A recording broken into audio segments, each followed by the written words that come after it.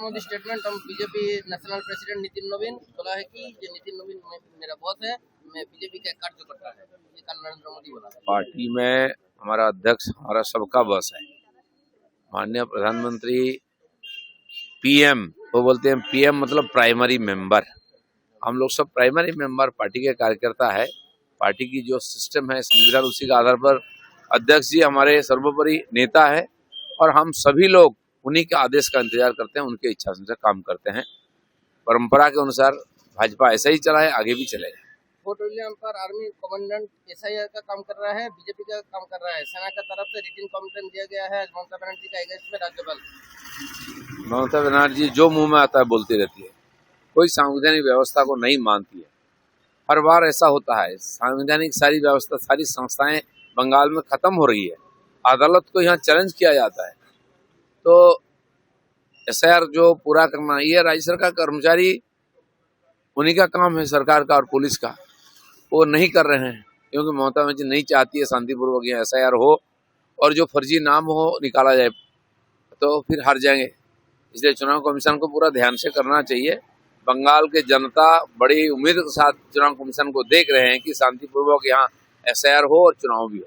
मुर्शिदाबाद में जो ताल्लुक चल रहा है, ये राज्य अगर चाहे तो सेंट्रल कोर्ट मुतयन होगा, हाईकोर्ट मुझे लगता है कि हाईकोर्ट को आदेश देना चाहिए, चाहे किसी को भी, राज्य सरकार को हो चाहे केंद्र सरकार को। तो केंद्र सरकार कैसे कर सकते हैं? सेंट्रल फोर्स जब तक अदालत नहीं बोलेगा, चुनाव कमीशन का हाथ में है, ये सिस्टम चुनाव का चल रहा है, उनको निर्णय लेना चाहिए। ये बात पक्का है कि बंगाल की जनता शांति चाहती है और इस बार चुनाव में परिवर्तन चाहती है। बंगाल से Mamata Banerjee urges Supreme Court आदेश टू सेव द कॉन्स्टिट्यूशन, उन्होंने बोला है you are guardian of constitution. लेकिन पश्चिम बंगाल में लॉ एंड ऑर्डर की सिचुएशन क्या है? नहीं, बंगाल क्या संविधान के नीचे नहीं आता है क्या? वो चीफ जस्टिस को बोल रहे हैं बचाइए, हम तो बोल रहे हैं चीफ जस्टिस बस गुहार लगा रहे हैं कि बंगाल को बचाइए, यहाँ की कानून व्यवस्था को बचाइए, संवैधानिक व्यवस्था को बचाइए। ममता बनर्जी खुद तोड़ रही है, खुद चोरी कर रही है और वही फिर जस्टिस को ज्ञान देती है। The last question, ED is conducting search operation across Jharkhand, Manipur, Kolkata in connection with a massive fake input tax credit scam worth ₹658 crore. ED का काम है जो आर्थिक अनियमितता होता है उसका छानबीन करना, वो हो रहा है। जहां से अभियोग आएगा वहां तो होएगा और जोरदार होना चाहिए क्योंकि भ्रष्टाचार इस राज्यों में चरम पर है।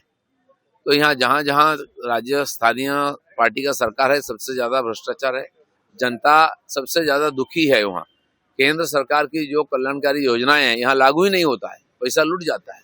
इसलिए भ्रष्टाचार का छापामारी और गिरफ्तारी भी होनी चाहिए। डर बोल के बात है ही नहीं यहाँ, क्योंकि सरकार मदद दे रही भ्रष्टाचार में यहाँ।